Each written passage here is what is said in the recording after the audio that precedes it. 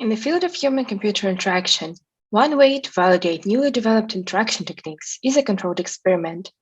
To plan an experiment, a researcher needs to plan the sample size. However, it is hard not to under- or overestimate the required number of participants.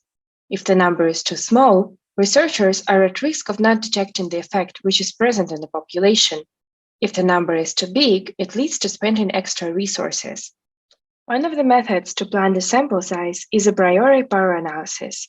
Researchers need to input three parameters: the probability of type 1 error, statistical power, and expected standardized effect size. A simple effect size is a difference between the two means.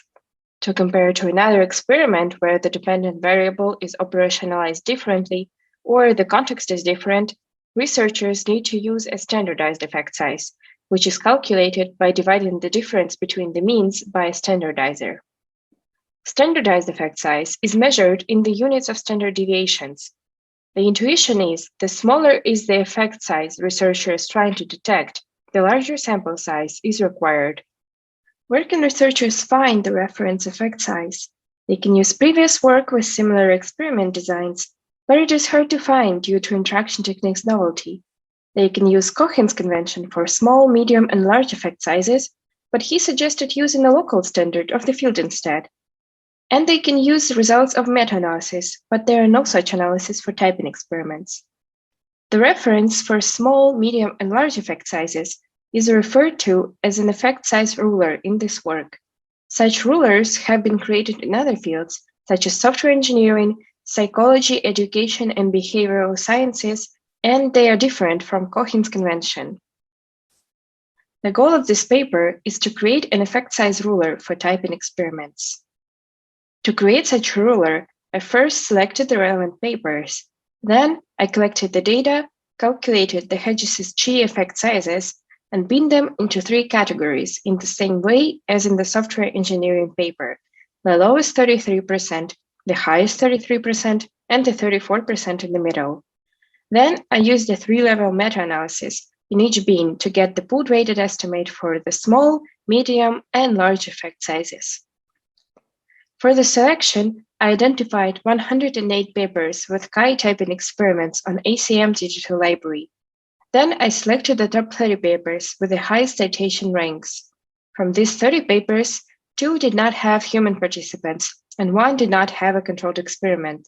Thus, 27 papers were assessed for eligibility, 4 of which did not have typing performance measured, and 2 did not provide necessary statistical information. 21 papers with 25 studies are included in this analysis. The resulting ruler has the pooled weighted small effect size of 0.1, the medium effect size of 0.36, and the large effect size of 1.04. The shown graph is truncated due to the large effect sizes having a long tail distribution. I used the same process to create a ruler for words per minute separately, as it is one of the most common variables in typing experiments. The full results are available in the paper. During the data collection process, I confirmed some of the previous works on data availability, reporting practices, and authors' reachability. I contacted the authors of 14 papers that did not have the necessary statistics available. I received 6 responses, from which 1 did not have access to complete data anymore, and 8 authors did not respond to my emails. These findings are not new, and the situation is similar in other fields.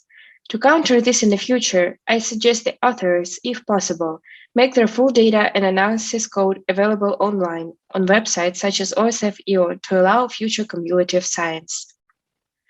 How can the ruler be used? The first usage is to do a priori power analysis. Researchers can input this effect size into the software such as G-Star Power, Touchstone 2, and Power Package for R.